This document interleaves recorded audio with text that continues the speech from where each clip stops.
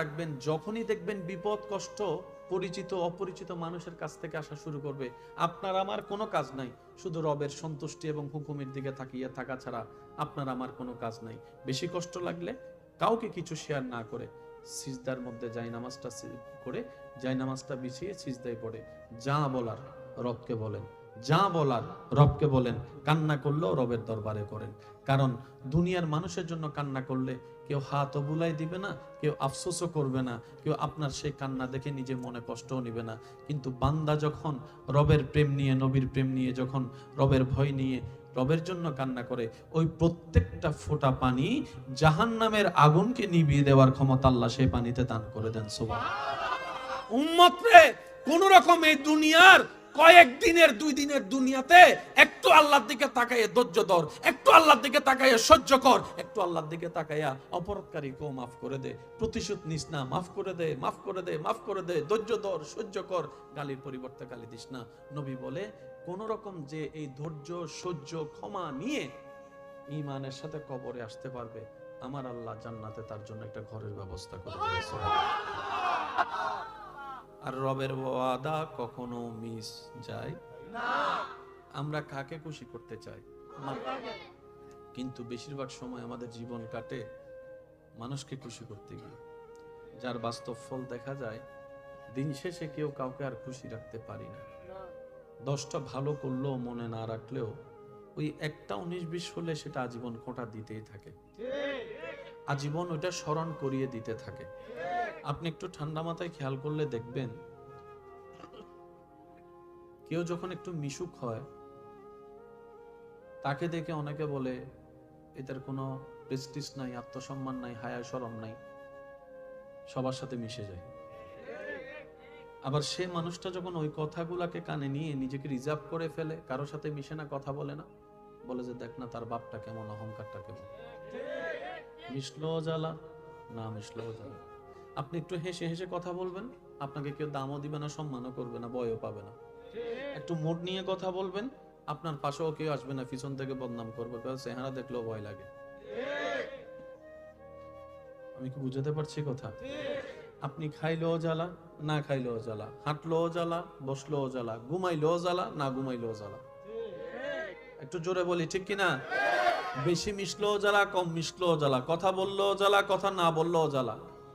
কারণ এটা দুনিয়া, এটা জান্নাত নয়। এখানে এগুলা যতদিন বেঁচে থাকবেন এগুলা থাকবে। তাই বুদ্ধিমানরা মানুষকে খুশি করতে না চেয়ে মানুষের স্রষ্টাকে খুশি করার পিছনে লেগে যায়। সুবহানাল্লাহ। কারণ স্রষ্টা যখন কোনো বান্দার উপর রাজি হয়ে যায়, ওই স্রষ্টার সমস্ত সৃষ্টি ওই সৃষ্টির বান্দাটাকে মহাব্বত করতে শুরু করে, ওই বান্দাকে মহাব্বত করতে শুরু করে, যে রবের সন্তুষ্টি হাসিলের পক্ষে লেগে যায়। বলেন না সুবহানাল্লাহ। বাস্তবতা বড় ভিন্ন। সন্তান থেকে টাকা নিয়ে নিচ্ছে, পোশাক নিয়ে নিচ্ছে, সুযোগ সুবিধা কেড়ে নিচ্ছে। সন্তান বলে মা সব কেড়ে নাও, সব কেড়ে নাও, সব কেড়ে নাও, হাসি মুখে সব দিয়ে দিতে রাজি আছি, কিন্তু নবী রাহমাতুল লিল আলামিনের প্রেম ছাড়তে রাজি না, প্রেম ছাড়তে রাজি না। নবী রাহমাতুল লিল আলামিনের সেই প্রেম ছাড়তে আমি রাজি না। কারণ এই দলের মধ্যে যোগ দিয়ে ইসলাম ধর্ম গ্রহণ করে আমি যেই সন্ধান, যে শান্তি পেয়েছি, আমি পৃথিবীর জমিনে বেঁচে থেকে এতদিন সেই শান্তি পাইনি। তোমাদের কাছে থাকা অবস্থায় হয়তো কাপড়ের অভাব হয় নাই, টাকার অভাব হয় নাই, খাবারের অভাব হয় নাই, পারফিউমের অভাব হয় নাই, ক্ষমতার অভাব হয় নাই, সম্মানের অভাব হয় নাই। তুমি মা দেখছো হয়তো আমি ওনার দলে যোগ দিয়ে ইসলাম ধর্ম কবুল করার কারণে আমার শরীরে হয়তো কাপড় আর আগের মতো দেখা যাচ্ছে না, ফাটাছিটা কাপড় হয়তো দেখতে পাচ্ছ, আগের মতো পারফিউম হয়তো তুমি দেখতে পাচ্ছ না, আমার সচ্ছলতা হয়তো দেখতে পাচ্ছ না। আগে আমি ডেলি 3 বেলার জায়গায় 6 বেলা খাবার সুযোগ থাকলো, এখন হয়তো 3 দিনও 1 বেলা খেতে পারি না। তুমি এটা দেখছো মাগো, তুমি তো সেটা দেখছো না। আমার মনের শান্তির খবর তো তুমি জানো না, আমার হৃদয়ের শান্তির খবর তো তুমি জানো না। মাগো, ওই সচ্ছলতা জীবনের চাইতো 1000 গুণ সম্মানের, 1000 গুণ শান্তির, 1000 গুণ ইজ্জতের এই গরিবী জিন্দেগি, যেই গরিবীর জিন্দেগির মধ্যে আমি বান্দা হয়ে আমার স্রষ্টার খোঁজ পেয়েছি, আমি উম্মত হয়ে আমার নবীর সন্তান পেয়েছি। সুবহানাল্লাহ। গালির পরিবর্তে গালি নয়, মনে রাখবেন ভাই। অনেক হয়েছে এগুলা, অশান্তি ছাড়া শান্তি কেউ পায়নি। কত পারিবারিক সমস্যার কারণে কত ঘরোয়া মিটিং হয়েছে কতজনের ঘরে, মিটিং এর জায়গায় রয়ে গেছে, আগের সম্পর্ক জোড়া কখনো লাগে না। করুক না, করতে দেন। আপনারই তো ভাই, আপনারই তো বোন, আপনারই তো স্ত্রী, আপনারই তো স্বামী, বান্দাটা তো রবের। একটু শুয়ে যান না, একটু ধৈর্য ধরেন। আপনি বলবেন আর কত ধৈর্য ধরবো? আমি শুধু এতটুকু বলবো, যতক্ষণ আপনার রব খুশি না হয় ততক্ষণ ধৈর্য ধরেন। যতক্ষণ রব্বুল আলামিন খুশি না হবে ততক্ষণ ধৈর্য ধরতে থাকুন। কারণ যখন আপনার রব আপনার উপর বয়ে যাওয়া তুফানের আপনাকে ধৈর্যশীল হিসেবে রব দেখে আপনার উপর খুশি হয়ে যাবে। রব্বুল আলামিন ইন্নাল্লাহা মা'আস সাবিরিন আয়াতের বদৌলতে আপনার সাথী আপনার রব হয়ে যাবে। আপনাকে যদি রব সাথী বানিয়ে নেয়, বন্ধু বানিয়ে নেয়, কাছে টেনে নেয়, এরকম হাজার দুশমনী তো অনেক ভালো, যে দুশমনীর পরে আপনি রবের বন্ধু হবেন। এর চেয়ে বড় পাওয়ার কিছু হতে পারে? একটু জোরে বলেন না। রব যদি বলে 100 জন মানুষের অত্যাচার যদি তুই সহ্য করতে পারস মুখ বন্ধ করে, আমি আল্লাহ তোকে আমার বন্ধু বানাবো। সত্যি করে বলেন, হাজার কষ্ট হলেও কি লাগবেন না? আমি রবের উপর খুশিতে থাকবে, সে অশান্তিতে থাকবে, তা কখনো হতে পারে না। আমি রবকে ভালোবাসবে, সে লসে থাকবে, তা কখনো হতে পারে। সেজন্য মনে রাখবেন, মুমিন বান্দার কখনো লস হয় না। মুমিন বান্দা যাই করুক, লাভ লাভ লাভ। কান্না করলেও লাভ, হাসলেও লাভ। হেসে কথা বললে সদকায়ে জারিয়া হয়, কান্না করলে গুনাহ মাফ হয়। লস বলতে কোনো শব্দ। শান্তিতে থাকতে যদি চাই, রবের নিয়ামত যদি নিতে চাই, ধৈর্য ধরা ছাড়া, সহ্য করা ছাড়া, শুকরিয়া আদায় করা ছাড়া আর কোনো উপায়। আর নামাজ হচ্ছে শুকরিয়ার সবচাইতে উত্তম অংশ। নামাজ হচ্ছে শুকরিয়ার সবচাইতে উত্তম অংশ। আপনি যদি একটু দেখেন, আল্লাহ প্রিয় বান্দাদেরকে, নবী রাসূলদেরকে যখনই কোনো বিশেষ নিয়ামত দিয়েছেন, কোন একটা ঘটনা ঘটেছে, ওনারা সিজদা দেওয়ার মাধ্যমে রবের দরবারে শুকরিয়া আদায় করেছেন। আপনি দেখবেন অনেক আল্লাহ ওয়ালাদের জীবনীতে দেখলে দেখবেন ওনারা নফল নামাজের মাধ্যমে আল্লাহর দরবারে শুকরিয়া করেছেন। তো নামাজের সাথে শুকরিয়ার একটা বড় সম্পর্ক আছে। আল্লাহ তাআলার ফরমান কি, লা ইন শাকারতুম লা আযীদান্নাকুম। হে আমার বান্দাগণ, আমি আল্লাহর পক্ষ থেকে যাই নিয়ামত পাও, যতটুকু পাও, যখনই পাও, কোন প্রকার আপত্তি আফসোস করা ছাড়া যদি তুমি খুশি মনে আমি রবের শুকরিয়া করতে পারো, অর্থাৎ আমার দেওয়াতে তুমি খুশি হতে পারো, আমি আল্লাহ তোমার সাথে ওয়াদা করলাম, আজকে যেটা তুমি অল্প পেয়ে খুশি হয়েছো, আমি মালিক, আমি খালিক, লা আযীদান্নাকুম, সেটা সামনে তোমার জন্য আরো বাড়িয়ে তোমার জন্য আমি আল্লাহ দান করে দিব। সুবহানাল্লাহ। দিন শেষে সেটাই হবে যেটা রবের চাওয়া হবে। বুদ্ধিমান তারাই যারা রবের চাওয়াতে সন্তুষ্টি থাকা শিখে যায়, তাদের সুখটা আর চাইতে হয় না, তাদের সুখ যেখানেই থাকবে সে সুখ শান্তি তার সেখানেই চলে আসবে।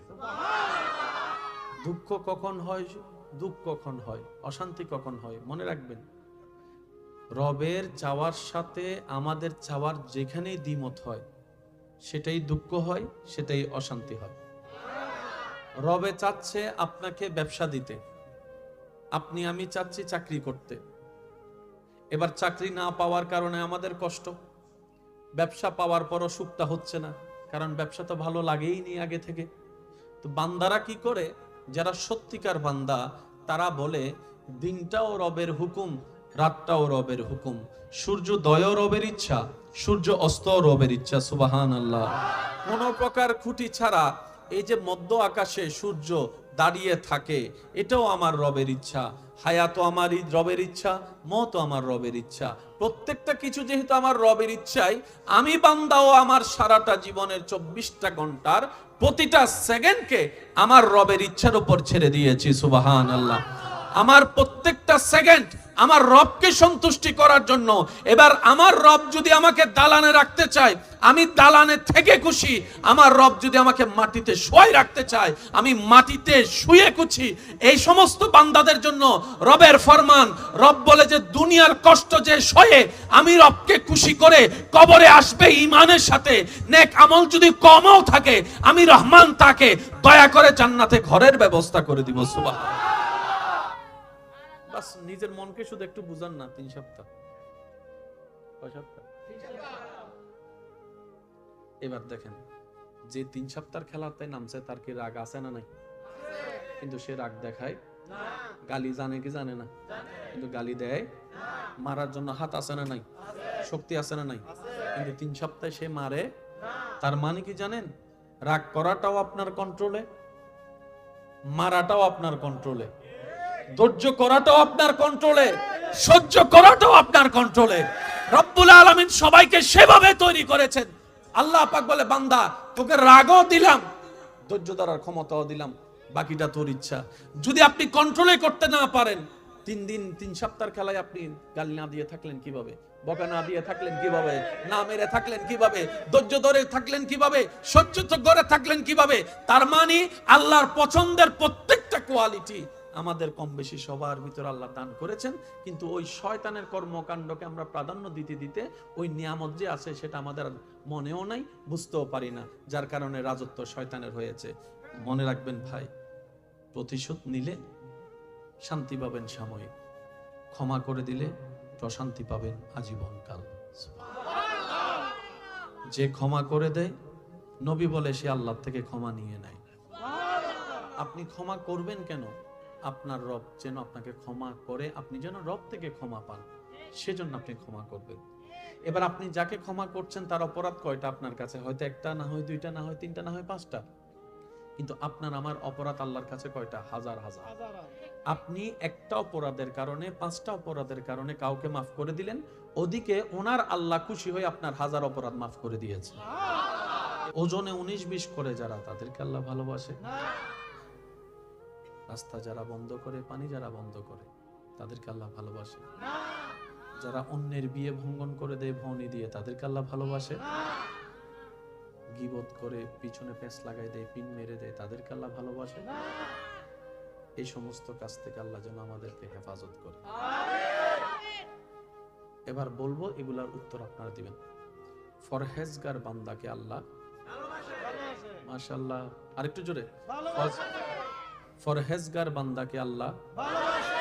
মুত্তাকিন বান্দাকে আল্লাহ ভালোবাসে। সৎ বান্দাকে আল্লাহ ভালোবাসে। ভদ্র বান্দাদেরকে আল্লাহ ভালোবাসে। নম্র বান্দাদেরকে আল্লাহ ভালোবাসে। সহযোগিতাকারী বান্দাদেরকে আল্লাহ ভালোবাসে। উপকারী বান্দাদেরকে আল্লাহ ভালোবাসে।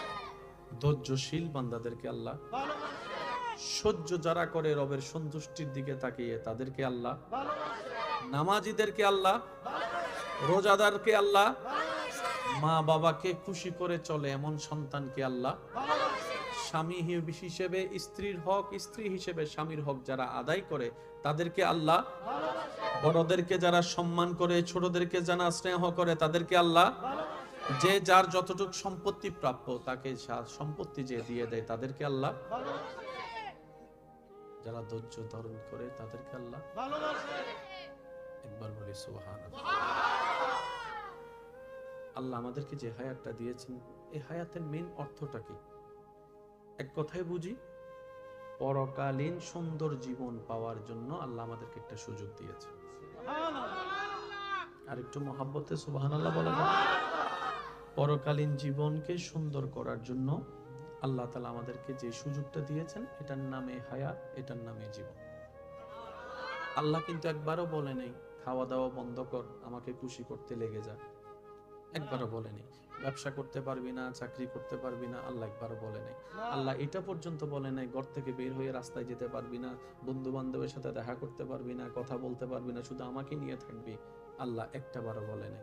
আল্লাহ তাআলা বলেছেন সব কর, কিন্তু প্রত্যেকটা করা যেন আমার নবীর দেওয়া সুন্নত মোতাবেক হয়, তাহলে তোর করায় করা হবে, সুন্নতে সুন্নত আদায় হবে, আমি রব খুশি হয়ে যাব, তোর করার উপর খুশি হয়ে আমি আল্লাহ সওয়াবের ব্যবস্থা করে দেব। সুবহানাল্লাহ। প্রবলেম সমাধান চাই, সাহাবায়ে কেরাম দৌড় দেয় নবীর দরবার।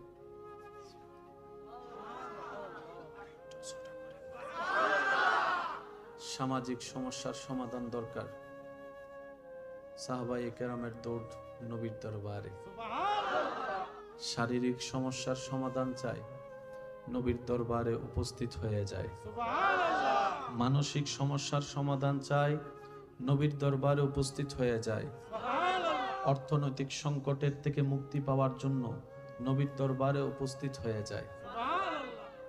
সর্বদিকে যতগুলা সেক্টর আছে সাহাবায়ে কেরাম প্রত্যেকটা সেক্টরে আপনার আমার নবীর কাছে উপস্থিত হতেন। এবার একটু ভাবার বিষয়, বাংলা বইয়ের মধ্যে অঙ্ক পাওয়া যায় না, গণিত বইয়ের মধ্যে আপনার উর্দু পাওয়া যায় না। এক একটা জ্ঞান আলাদা আলাদা, টিচারও আলাদা, সাবজেক্টও আলাদা। কিন্তু সাহাবায়ে কেরাম প্রত্যেকটা বিষয়ে নবীজির দরবারে হাজির হতেন, নবীজির সামনে সমস্যা পেশ করতেন। এমন কখনো হয়নি সাহাবায়ে কেরাম জানতে চেয়েছেন নবী উত্তর দিতে পারেনি, এমন হয়নি। একটু মনোযোগ চাইবো আমি সবার। সাহাবায়ে কেরাম প্রশ্ন রেখেছেন, উত্তর নবীর দরবার থেকে পাওয়া হয়নি, এমন কখনো ঘটেনি। এবার ডাক্তারের কাছে যদি গিয়ে আপনি ঘর সম্পর্কে জিজ্ঞেস করেন, উনি প্রথম কথা বলবেন, ভাই এইটাতে আমাকে জিজ্ঞেস করিয়েন না, এই বিষয়ে জ্ঞান আমার, বলেন না জ্ঞান আমার। আর এখানে ছোট হওয়ার কিছু নাই, না জানি বললে এখানে ছোট হওয়ার কিছু, বরং সেটা উদারতার প্রমাণ। না জেনে উল্টা জানার ভাব করাটাই হচ্ছে বড় অন্যায়। কথা বলেন ঠিক কিনা? সাহাবায়ে কেরাম চিকিৎসা বিষয়ে প্রশ্ন করেছেন, নবীর দরবার থেকে সমাধান পেয়েছেন। পারিবারিক সমস্যার বিষয়ে প্রশ্ন করেছেন, নবীর দরবার থেকে সমাধান পেয়েছেন। যুদ্ধের বিষয়ে সমাধান চেয়েছেন, যুদ্ধের বিষয়ে সমাধান চেয়েছেন, নবীর দরবার থেকে সমাধান পেয়েছেন। ভাই ভাইয়ের সমস্যা, ভাই বোনের সমস্যা, সন্তান মার সমস্যা, পারিবারিক সমস্যা, সামাজিক সমস্যা, রাষ্ট্রীয় সমস্যা, দেশীয় সমস্যা, অর্থনৈতিক সমস্যা, ব্যবসার সমস্যা, চাকরির সমস্যা, গোলামের সমস্যা, মুনিবের সমস্যা, সুবহানাল্লাহ একটু জোরে বলি না, যত ধরনের সমস্যা একটা জায়গায় সাহাবায়ে কেরামের উপস্থিতি। জানতে চেয়েছেন, আল্লাহর হুকুমে নবী জানাই দিয়েছেন। সেই নবীর উম্মতের খাতায় আপনার আমার নাম লেখা। সাহাবায়ে কেরাম নবীর প্রেমে এমন ফানা, এমন দেওয়ানা ছিলেন, নবীকে সামনে রেখে সব ত্যাগ দিয়েছেন। আর একটু আস্তে করে বলি, সাহাবীর জগতে এমন একজন সাহাবী যিনি ইসলাম ধর্ম গ্রহণের পূর্বে রাজকীয় জীবন যাপন করেছেন, যার কাপড়, যার শরীরের পারফিউম, যার জীবন চলাটা বর্তমানে যেগুলো ভিআইপি তাদেরকেও হার মানায় দিবে, তৎকালীন সময়ে এরকম ভিআইপি ভাবে উনি চলতেন। কিন্তু যখন মদিনাওয়ালার প্রেম সাগরে ডুব দিয়েছেন, আল্লাহর প্রেমের রহমতের ছোঁয়া পেয়েছেন, উনি সবকিছু ছেড়ে দিয়ে ইসলাম ধর্ম গ্রহণ করে নিয়েছেন। এবার ওনার মা বাবা সন্তানের এই কর্মের কারণে, ইসলাম ধর্ম গ্রহণ করার কারণে বিভিন্ন পারিবারিক সামাজিক চাপের সৃষ্টি হওয়া শুরু করলো ওনার মা বাবার উপর। ওনার মা বাবা লজ্জার মধ্যে থাকতে শুরু করলেন যে তোমার সন্তান ইসলাম ধর্ম গ্রহণ করেছে, তোমরা মা বাপ হয়ে কি করছো। এবার মা বাপ প্ল্যানিং করলেন, যেই সন্তান ছোটবেলার থেকে চাওয়ার আগেই সবকিছু পেয়েছে, কাপড় একবার হয়তো পরলে দ্বিতীয়বার আর পরার প্রয়োজন হয়নি, এত কাপড়ের ভান্ডার হয়েছে, ওনার থেকে যদি আস্তে আস্তে টাকা কেড়ে নি, কাপড় কেড়ে নি, সম্মান কেড়ে নি, সুযোগ কেড়ে নি, রাজত্ব কেড়ে নি, হয়তো আমার সন্তান আবার অভাবে পড়ে বাধ্য হয়ে হলো ইসলামকে ছেড়ে নবী রাহমাতুল লিল আলামিনকে ছেড়ে আবার হয়তো আমাদের দলে যোগ দিবে। নবীজির সুন্নত, সুবহানাল্লাহ। বিজ্ঞানের যতগুলো আবিষ্কার আছে আপনি একটু দেখলে দেখবেন বিজ্ঞান অনেক কিছুই আবিষ্কার করেছে যে একই তত্ত্ব 1450 বছর আগে আল্লাহ তাআলা নবীর মাধ্যমে জানিয়ে দিয়েছে। যে পানি খাওয়ার যে নিয়মটা বর্তমান ডাক্তাররা বারবার বলছে, একই পদ্ধতি আমাদের নবী আগে থেকেই জানিয়ে দিয়েছে। নবীজির প্রত্যেকটা সুন্নত নিয়ে যদি আপনি ঠান্ডা মাথায় একটু গবেষণা করে দেখবেন, দেখলে দেখবেন আপনি সেখানে রাষ্ট্রবিজ্ঞানও পাবেন, সমাজ বিজ্ঞানও পাবেন, অর্থনীতিও পাবেন, আপনি সেখানে চিকিৎসা বিজ্ঞানও পাবেন। প্রত্যেকটা সেক্টরে আল্লাহ নবীকে দিয়ে কাজ করিয়ে দিয়েছেন, বলেন সুবহান। আল্লাহ আমাদেরকে নবীজির সুন্নত মেনে চলার তৌফিক দান করুন। সপ্তাহের রাতের ভিতরে সবচেয়ে দামি রাত বৃহস্পতিবার রাত, রানিং মানে জুমা রাত, যেটাতে এখন আমরা আছি। সপ্তাহের মধ্যে সবচেয়ে দামি দিন শুক্রবারের দিন, যেটা আগামী কালকে হবে। প্রত্যেকটা সপ্তাহে যেন আমরা এই নেক আমলগুলা যেন অন্তত বেশি করে করতে পারি। আল্লাহ আমাদের সবাইকে একটু তৌফিক দান করুন। রাখবেন, যখনই দেখবেন বিপদ কষ্ট পরিচিত অপরিচিত মানুষের কাছ থেকে আসা শুরু করবে, আপনার আমার কোনো কাজ নাই, শুধু রবের সন্তুষ্টি এবং হুকুমের দিকে তাকিয়ে থাকা ছাড়া আপনার আমার কোনো কাজ নাই। বেশি কষ্ট লাগলে কাউকে কিছু শেয়ার না করে সিজদার মধ্যে জায়নামাজটা করে জায়নামাজটা বিছিয়ে সিজদায় পড়ে যা বলার রবকে বলেন, যা বলার রবকে বলেন। কান্না করলেও রবের দরবারে করেন, কারণ দুনিয়ার মানুষের জন্য কান্না করলে কেউ হাতও বুলাই দিবে না, কেউ আফসোসও করবে না, কেউ আপনার সেই কান্না দেখে নিজে মনে কষ্টও নিবে না। কিন্তু বান্দা যখন রবের প্রেম নিয়ে, নবীর প্রেম নিয়ে, যখন রবের ভয় নিয়ে রবের জন্য কান্না করে, ওই প্রত্যেকটা ফোঁটা পানি জাহান্নামের আগুনকে নিভিয়ে দেওয়ার ক্ষমতা আল্লাহ সেই পানিতে দান করে দেন। সুবহানাল্লাহ। উম্মত রে, কোন রকম এই দুনিয়ার কয়েকদিনের 2 দিনের দুনিয়াতে একটু আল্লাহর দিকে তাকাইয়ে ধৈর্য ধর, একটু আল্লাহর দিকে তাকাইয়ে সহ্য কর, একটু আল্লাহর দিকে তাকাইয়া অপরাধকারীকেও মাফ করে দে, প্রতিশোধ নিস না, মাফ করে দে, মাফ করে দে, মাফ করে দে, ধৈর্য ধর, সহ্য কর, গালির পরিবর্তে গালি দিস না। নবী বলে কোন রকম যে এই ধৈর্য সহ্য ক্ষমা নিয়ে ঈমানের সাথে কবরে আসতে পারবে, আমার আল্লাহ জান্নাতে তার জন্য একটা ঘরের ব্যবস্থা করে দিয়েছে।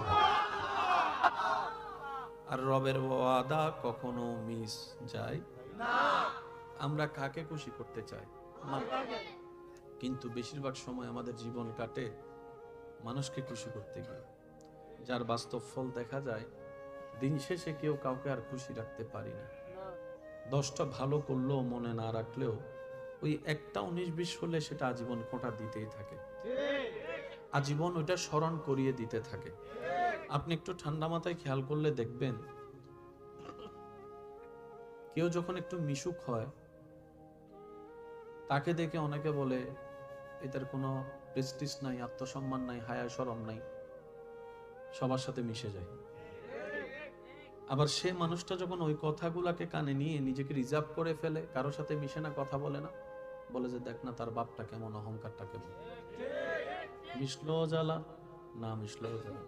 আপনি একটু হেসে হেসে কথা বলবেন, আপনাকে কেউ দামও দিবে না, সম্মানও করবে না, ভয়ও পাবে না। একটু মুড নিয়ে কথা বলবেন, আপনার পাশেও কেউ আসবে না, পিছন থেকে বদনাম করবে, চেহারা দেখলেও ভয় লাগে। আমি কি বুঝাতে পারছি কথা? আপনি খাইলেও জ্বালা, না খাইলেও জ্বালা, হাঁটলেও জ্বালা, বসলেও জ্বালা, ঘুমাইলেও জ্বালা, না ঘুমাইলেও জ্বালা। একটু জোরে বলি, ঠিক কিনা? বেশি মিশলেও জ্বালা, কম মিশলেও জ্বালা, কথা বললেও জ্বালা, কথা না বললেও জ্বালা। কারণ এটা দুনিয়া, এটা জান্নাত নয়। এখানে এগুলা যতদিন বেঁচে থাকবেন এগুলা থাকবে। তাই বুদ্ধিমানরা মানুষকে খুশি করতে না চেয়ে মানুষের স্রষ্টাকে খুশি করার পিছনে লেগে যায়। সুবহানাল্লাহ। কারণ স্রষ্টা যখন কোনো বান্দার উপর রাজি হয়ে যায়, ওই স্রষ্টার সমস্ত সৃষ্টি ওই সৃষ্টির বান্দাটাকে মহাব্বত করতে শুরু করে, ওই বান্দাকে মহাব্বত করতে শুরু করে, যে রবের সন্তুষ্টি হাসিলের পক্ষে লেগে যায়। বলেন না সুবহানাল্লাহ। বাস্তবতা বড় ভিন্ন। সন্তান থেকে টাকা নিয়ে নিচ্ছে, পোশাক নিয়ে নিচ্ছে, সুযোগ সুবিধা কেড়ে নিচ্ছে। সন্তান বলে, মা সব কেড়ে নাও, সব কেড়ে নাও, সব কেড়ে নাও, হাসি মুখে সব দিয়ে দিতে রাজি আছি, কিন্তু নবী রহমতুল্লিল আলামিনের প্রেম ছাড়তে রাজি না, প্রেম ছাড়তে রাজি না। নবী রহমতুল্লিল আলামিনের সে প্রেম ছাড়তে আমি রাজি না। কারণ এই দলের মধ্যে যোগ দিয়ে ইসলাম ধর্ম গ্রহণ করে আমি যেই সন্ধান, যে শান্তি পেয়েছি, আমি পৃথিবীর জমিনে বেঁচে থেকে এতদিন সেই শান্তি পাইনি। তোমাদের কাছে থাকা অবস্থায় হয়তো কাপড়ের অভাব হয় নাই, টাকার অভাব হয় নাই, খাবারের অভাব হয় নাই, পারফিউমের অভাব হয় নাই, ক্ষমতার অভাব হয় নাই, সম্মানের অভাব হয় নাই।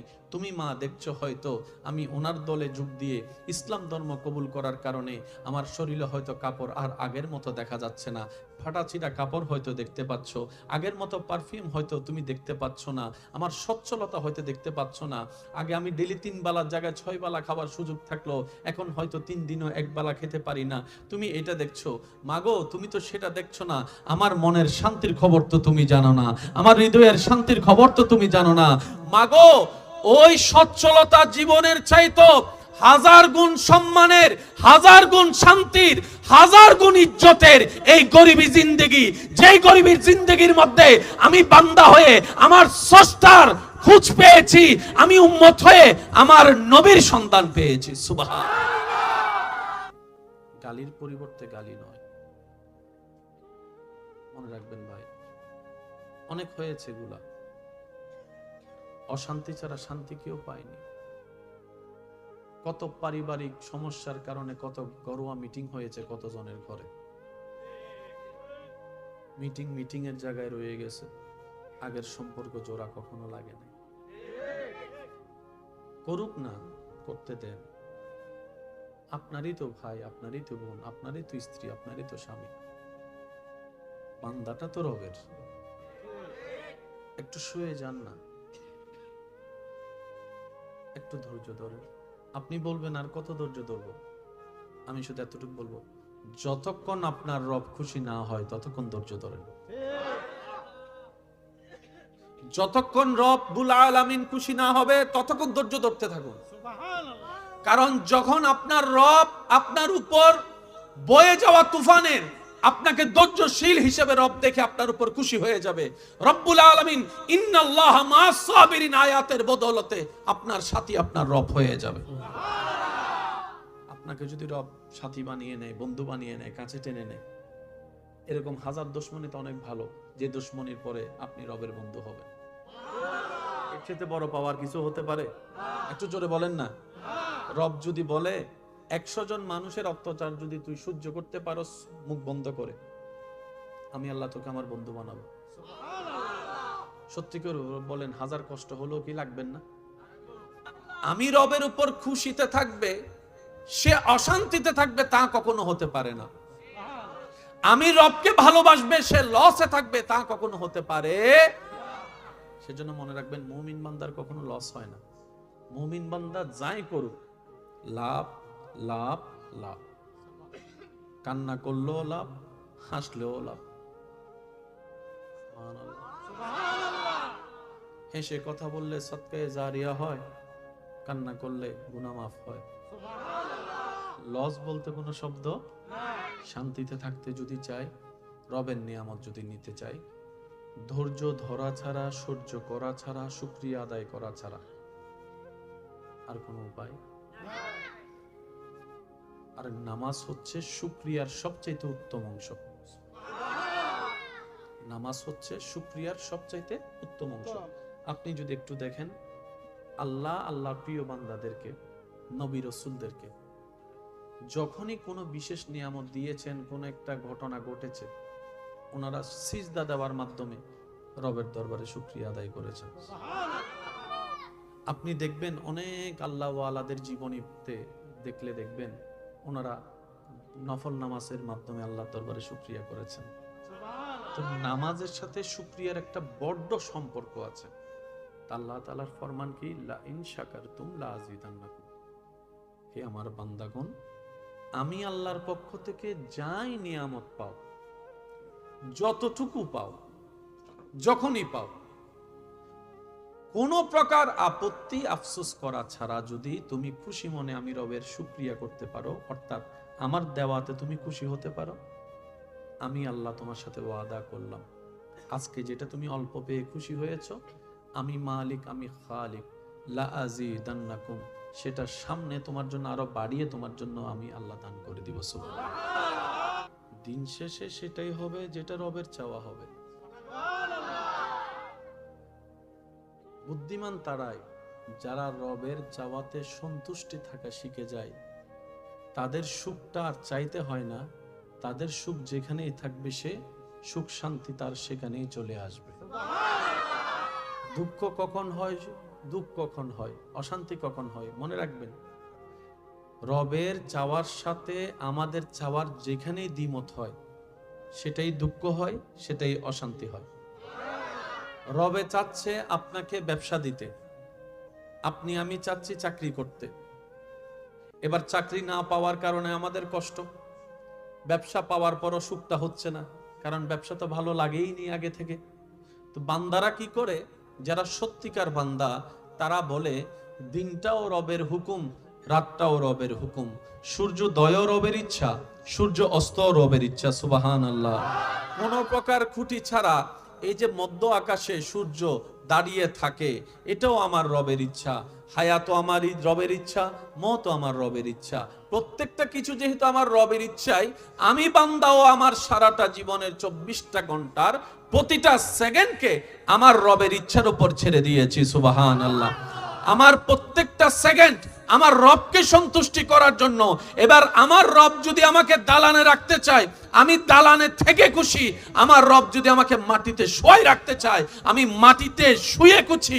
এই সমস্ত বান্দাদের জন্য রবের ফরমান, রব বলে যে দুনিয়ার কষ্ট যে সয়ে আমি রবকে খুশি করে কবরে আসবে ঈমানের সাথে, নেক আমল যদি কমও থাকে আমি রহমান তাকে দয়া করে জান্নাতে ঘরের ব্যবস্থা করে দিব। সুবহানাল্লাহ। বাস নিজের মনকে শুধু একটু বুঝান না। 3 সপ্তাহ, কয় সপ্তাহ? এবার দেখেন, যে 3 সপ্তাহের খেলাতে নামছে তার কি রাগ আছে না নাই? কিন্তু সে রাগ দেখায় না। গালি জানে কি জানে না? কিন্তু গালি দেয়। মারার জন্য হাত আছে না নাই? শক্তি আছে না নাই? কিন্তু 3 সপ্তাহে সে মারে। তার মানে কি জানেন? রাগ করাটাও আপনার কন্ট্রোলে, মারাটাও আপনার কন্ট্রোলে, ধৈর্য করাটাও আপনার কন্ট্রোলে, সহ্য করাটাও আপনার কন্ট্রোলে। রব্বুল আলামিন সবাইকে সেভাবে তৈরি করেছেন। আল্লাহ পাক বলে বান্দা তোকে রাগও দিলাম, ধৈর্য ধরার ক্ষমতাও দিলাম, বাকিটা তোর ইচ্ছা। যদি আপনি কন্ট্রোলে করতে না পারেন, 3 সপ্তাহের খেলায় আপনি গালি না দিয়ে থাকলেন কিভাবে, বকা না দিয়ে থাকলেন কিভাবে, না মেরে থাকলেন কিভাবে, ধৈর্য ধরে থাকলেন কিভাবে, সহ্য করে থাকলেন কিভাবে? তার মানে আল্লাহর পছন্দের প্রত্যেকটা কোয়ালিটি আমাদের কম বেশি সবার ভিতর আল্লাহ দান করেছেন। কিন্তু ওই শয়তানের কর্মকাণ্ডকে আমরা প্রাধান্য দিতে দিতে ওই নিয়ামত যে আছে সেটা আমাদের মনেও নাই, বুঝতেও পারি না, যার কারণে রাজত্ব শয়তানের হয়েছে। মনে রাখবেন ভাই, প্রতিশোধ নিলে শান্তি পাবেন সাময়িক, ক্ষমা করে দিলে প্রশান্তি পাবেন আজীবনকাল। যে ক্ষমা করে দেয়, নবী বলে সে আল্লাহ থেকে ক্ষমা নিয়ে নেয়। আপনি ক্ষমা করবেন কেন? আপনার রব যেন আপনাকে ক্ষমা করে, আপনি যেন রব থেকে ক্ষমা পান, সেজন্য আপনি ক্ষমা করবেন। এবার আপনি যাকে ক্ষমা করছেন তার অপরাধ কয়টা আপনার কাছে? হয়তো একটা, না হয় 2টা, না হয় 3টা, না হয় 5টা। কিন্তু আপনার আমার অপরাধ আল্লাহর কাছে কয়টা? হাজার হাজার।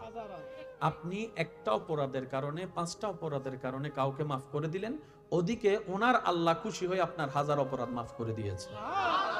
ওজনে 19-20 করে যারা, তাদেরকে আল্লাহ ভালোবাসে। রাস্তা যারা বন্ধ করে, পানি যারা বন্ধ করে, তাদেরকে আল্লাহ ভালোবাসে। যারা অন্যের বিয়ে ভঙ্গন করে দেয় ভৌনি দিয়ে, তাদেরকে আল্লাহ ভালোবাসে। গীবত করে পিছনে পেঁচ লাগাই দেয়, পিন মেরে দেয়, তাদেরকে আল্লাহ ভালোবাসে। এই সমস্ত কাজ থেকে আল্লাহ যেন আমাদেরকে হেফাজত করে। এবার বলবো, এগুলার উত্তর আপনারা দিবেন। ফরহেজগার বান্দাকে আল্লাহ মাশাআল্লাহ, আরেকটু জোরে, ফরহেজগার বান্দাকে আল্লাহ ভালোবাসে, মুত্তাকিন বান্দাকে আল্লাহ ভালোবাসে, সৎ বান্দাকে আল্লাহ ভালোবাসে, ভদ্র বান্দাদেরকে আল্লাহ ভালোবাসে, নম্র বান্দাদেরকে আল্লাহ ভালোবাসে, সহযোগিতাকারী বান্দাদেরকে আল্লাহ ভালোবাসে, উপকারী বান্দাদেরকে আল্লাহ ভালোবাসে, ধৈর্যশীল বান্দাদেরকে আল্লাহ ভালোবাসে, সহ্য যারা করে রবের সন্তুষ্টির দিকে তাকিয়ে তাদেরকে আল্লাহ ভালোবাসে, নামাজীদেরকে আল্লাহ ভালোবাসে, রোজাদারকে আল্লাহ, মা বাবাকে খুশি করে চলে এমন সন্তানকে আল্লাহ, স্বামী হিসেবে স্ত্রীর হক, স্ত্রী হিসেবে স্বামীর হক যারা আদায় করে তাদেরকে আল্লাহ, বড়দেরকে যারা সম্মান করে, ছোটদেরকে যারা স্নেহ করে তাদেরকে আল্লাহ, যে যার যতটুকু সম্পত্তি প্রাপ্য তাকে সম্পত্তি যে দিয়ে দেয় তাদেরকে আল্লাহ, যারা ধৈর্য ধারণ করে তাদেরকে আল্লাহ একবার বলি সুবহানাল্লাহ। আল্লাহ আমাদেরকে যে হায়াতটা দিয়েছেন, এই হায়াতের মেইন অর্থটা কি? এক কথায় বুঝি, পরকালীন সুন্দর জীবন পাওয়ার জন্য আল্লাহ আমাদেরকে একটা সুযোগ দিয়েছে। আর একটু মহাব্বতে সুবহানাল্লাহ বলা যায়। পরকালীন জীবনকে সুন্দর করার জন্য আল্লাহ তাআলা আমাদেরকে যে সুযোগটা দিয়েছেন, এটার নামে হায়াত, এটার নামে জীবন। আল্লাহ কিন্তু একবারও বলে নাই খাওয়া দাওয়া বন্ধ কর, আমাকে খুশি করতে লেগে যা। একবারও বলেনি ব্যবসা করতে পারবি না, চাকরি করতে পারবি না, আল্লাহ একবারও বলে নাই। আল্লাহ এটা পর্যন্ত বলে নাই ঘর থেকে বের হয়ে রাস্তায় যেতে পারবি না, বন্ধু বান্ধবের সাথে দেখা করতে পারবি না, কথা বলতে পারবি না, শুধু আমাকে নিয়ে থাকবি। আল্লাহ একটাবারও বলে নাই।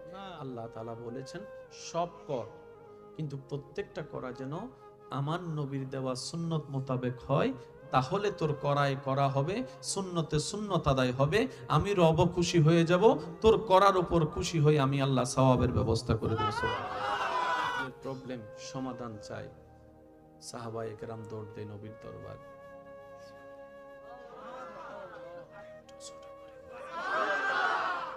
সামাজিক সমস্যার সমাধান দরকার, সাহাবায়ে কেরামের দৌড় নবীর দরবারে। শারীরিক সমস্যার সমাধান চাই, নবীর দরবারে উপস্থিত হয়ে যায়। মানসিক সমস্যার সমাধান চাই, নবীর দরবারে উপস্থিত হয়ে যায়। অর্থনৈতিক সংকটের থেকে মুক্তি পাওয়ার জন্য নবীর দরবারে উপস্থিত হয়ে যায়। সর্বদিকে যতগুলা সেক্টর আছে সাহাবায়ে কেরাম প্রত্যেকটা সেক্টরে আপনার আমার নবীর কাছে উপস্থিত হতেন। এবার একটু ভাবার বিষয়, বাংলা বইয়ের মধ্যে অঙ্ক পাওয়া যায় না, গণিত বইয়ের মধ্যে আপনার উর্দু পাওয়া যায় না। এক একটা জ্ঞান আলাদা আলাদা, টিচারও আলাদা, সাবজেক্টও আলাদা। কিন্তু সাহাবায়ে কেরাম প্রত্যেকটা বিষয়ে নবীজির দরবারে হাজির হতেন, নবীজির সামনে সমস্যা পেশ করতেন। এমন কখনো হয়নি সাহাবায়ে কেরাম জানতে চেয়েছেন নবী উত্তর দিতে পারেনি, এমন হয়নি। একটু মনোযোগ চাইবো আমি সবার। সাহাবায়ে কেরাম প্রশ্ন রেখেছেন, উত্তর নবীর দরবার থেকে পাওয়া হয়নি, এমন কখনো ঘটেনি।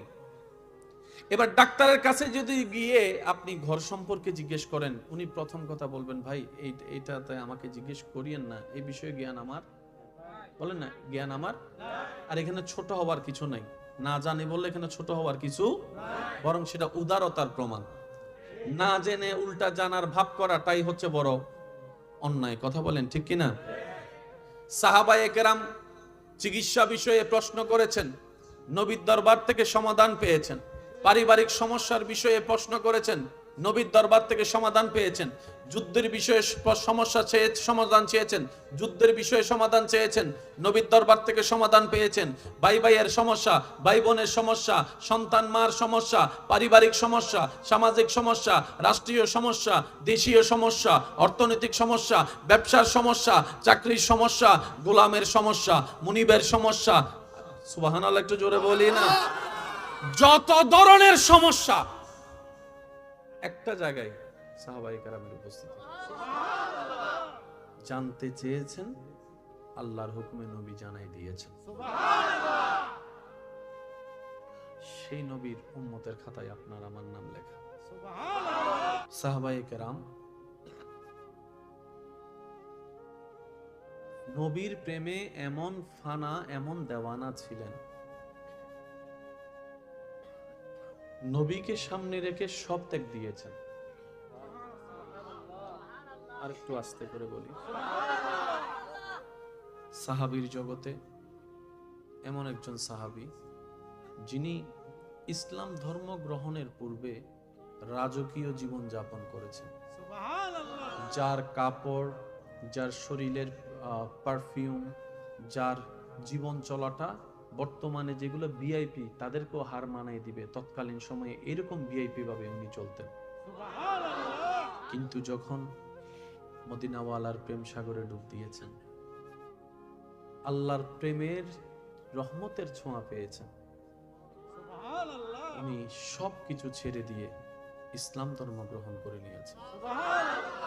এবার ওনার মা বাবা সন্তানের এই কর্মের কারণে, ইসলাম ধর্ম গ্রহণ করার কারণে বিভিন্ন পারিবারিক সামাজিক চাপের সৃষ্টি হওয়া শুরু করলো ওনার মা বাবার উপর। ওনার মা বাবা লজ্জার মধ্যে থাকতে শুরু করলেন যে তোমার সন্তান ইসলাম ধর্ম গ্রহণ করেছে, তোমরা মা বাপ হয়ে কি করছো। এবার মা বাপ প্ল্যানিং করলেন, যে সন্তান ছোটবেলার থেকে চাওয়ার আগেই সবকিছু পেয়েছে, কাপড় একবার হয়তো পরলে দ্বিতীয়বার আর পরার প্রয়োজন হয়নি, এত কাপড়ের ভান্ডার হয়েছে, ওনার থেকে যদি আস্তে আস্তে টাকা কেড়ে নি, কাপড় কেড়ে নি, সম্মান কেড়ে নি, সুযোগ কেড়ে নি, রাজত্ব কেড়ে নি, হয়তো আমার সন্তান আবার অভাবে পড়ে বাধ্য হয়ে হলো ইসলামকে ছেড়ে, নবী রাহমাতুল্লিল আলামিনকে ছেড়ে আবার হয়তো আমাদের দলে যোগ দিবে। নবীজির সুন্নত। সুবহানাল্লাহ। বিজ্ঞানের যতগুলো আবিষ্কার আছে আপনি একটু দেখলে দেখবেন, বিজ্ঞান অনেক কিছুই আবিষ্কার করেছে যে একই তত্ত্ব 1450 বছর আগে আল্লাহ তাআলা নবীর মাধ্যমে জানিয়ে দিয়েছে। যে পানি খাওয়ার যে নিয়মটা বর্তমান ডাক্তাররা বারবার বলছে, একই পদ্ধতি আমাদের নবী আগে থেকে জানিয়ে দিয়েছে। নবীজির প্রত্যেকটা সুন্নত নিয়ে যদি আপনি ঠান্ডা মাথায় একটু গবেষণা করে দেখবেন, দেখলে দেখবেন আপনি সেখানে রাষ্ট্রবিজ্ঞানও পাবেন, সমাজ বিজ্ঞানও পাবেন, অর্থনীতিও পাবেন, আপনি সেখানে চিকিৎসা বিজ্ঞানও পাবেন। প্রত্যেকটা সেক্টরে আল্লাহ নবীকে দিয়ে কাজ করিয়ে দিয়েছেন। বলেন সুবহান। আল্লাহ আমাদেরকে নবীজির সুন্নত মেনে চলার তৌফিক দান করুন। আমিন। সপ্তাহের রাতের ভিতরে সবচেয়ে দামি রাত বৃহস্পতিবার রাত, রানিং মানে জুমা রাত, যেটাতে এখন আমরা আছি। সপ্তাহের মধ্যে সবচেয়ে দামি দিন শুক্রবারের দিন, যেটা আগামী কালকে হবে। প্রত্যেকটা সপ্তাহে যেন আমরা এই নেক আমলগুলা যেন অন্তত বেশি করে করতে পারি। আল্লাহ আমাদের সবাইকে একটু তৌফিক দান করুন।